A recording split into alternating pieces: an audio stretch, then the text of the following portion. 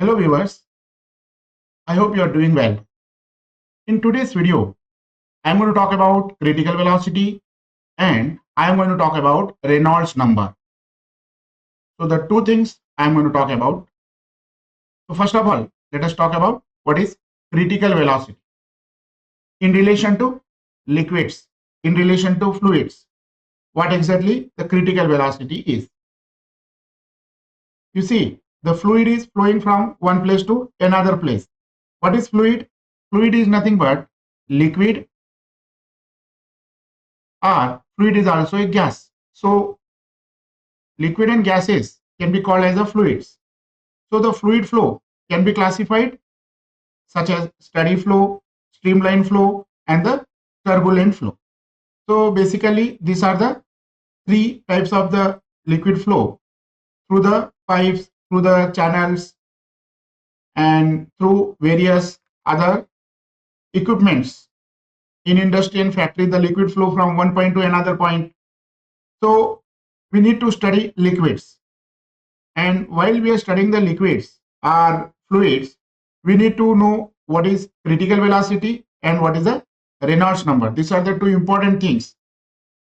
These two important things help us to decide the nature of liquid flow from one point to another point.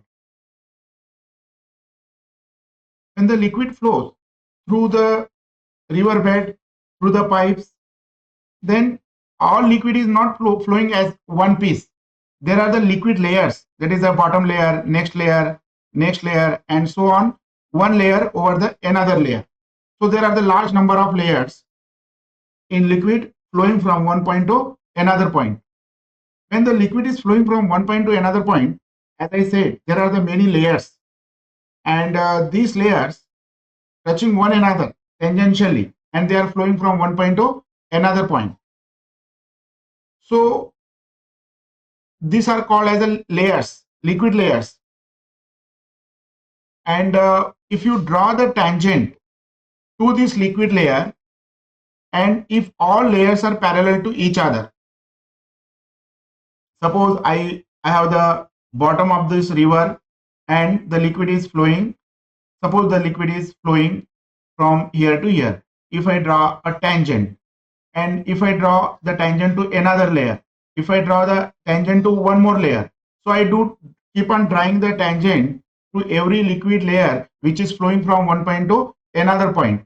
And if these layers are parallel to each other, they are not intersecting to each other, then that flow of the liquid is nothing but called as a streamline flow. So in streamline flow, the tangent drawn to the liquid layer, they are parallel to each other, not intersecting each other, and they are smoothly moving from one point to another point. Then we say the flow of liquid is streamline. So in streamline flow, velocity of liquid, given liquid at a given point. Suppose this is a given point. You select any other point as you wish. So if you take a point in a liquid, and if you draw a tangent, and if the velocity of the liquid at a given point remain constant at point A, the velocity is not changing again and again. At a given point, the velocity of the liquid is remaining constant. It is not changing, and it is both magnitude and direction. That means it is a vector quantity. Whenever we talk about any physical quantity, both in magnitude and direction, implies it is a vector quantity. So these vectors, so the vector A, vector B, vector C, suppose all these are vectors, so their magnitudes are constant and their directions are constant, then the liquid flow is nothing but called as a streamline flow. Now what is turbulent flow? You see, as I said you, the liquid is flowing in form of layers. There are so many layers.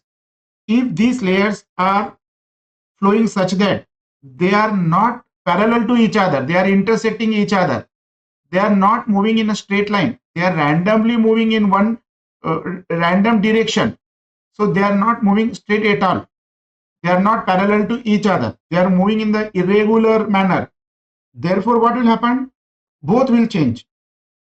for at a given point, suppose this is the point A is given to us at a given point, from time to time, from one time to another time, from instant to instant, what will change?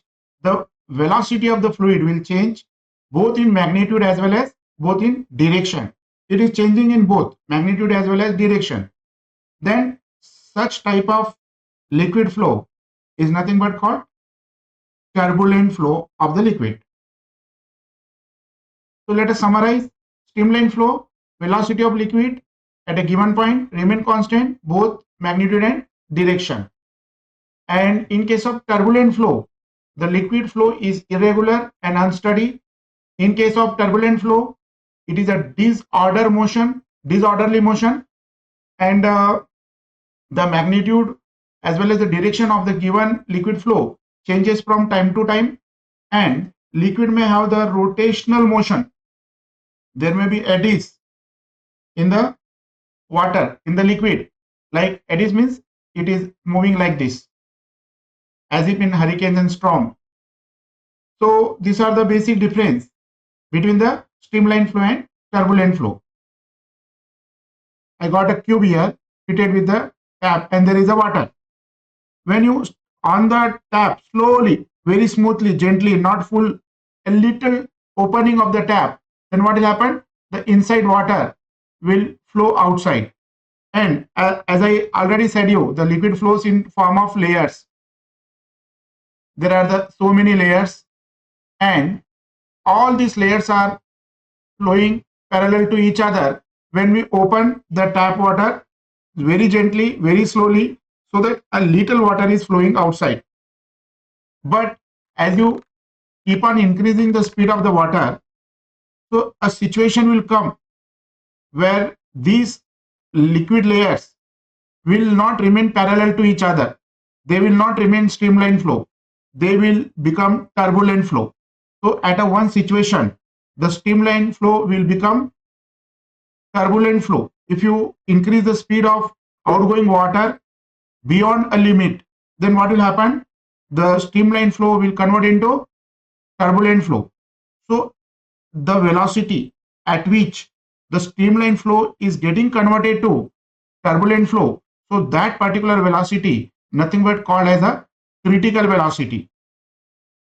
So what is the definition of critical velocity? The velocity of liquid beyond which a streamline flow becomes turbulent flow is called as a critical velocity. Critical velocity is the maximum speed of the liquid at which it remains streamline flow. After this value, the value of this velocity, the motion will change from streamline flow to turbulent flow. So for example, I got here the speed of the liquid, suppose 50 meter per second. And if you increase the speed of the liquid from 50 meter per second to 50.1 meter per second, up to 50 meter per second, it was streamline flow. But as soon as I made it 50.1 meter per second, it has converted into turbulent flow. Then 50 meter per second is nothing but critical velocity of the liquid, because as soon as you cross the 50 meter per second, the flow will become turbulent flow. Critical velocity will depend upon number of factors.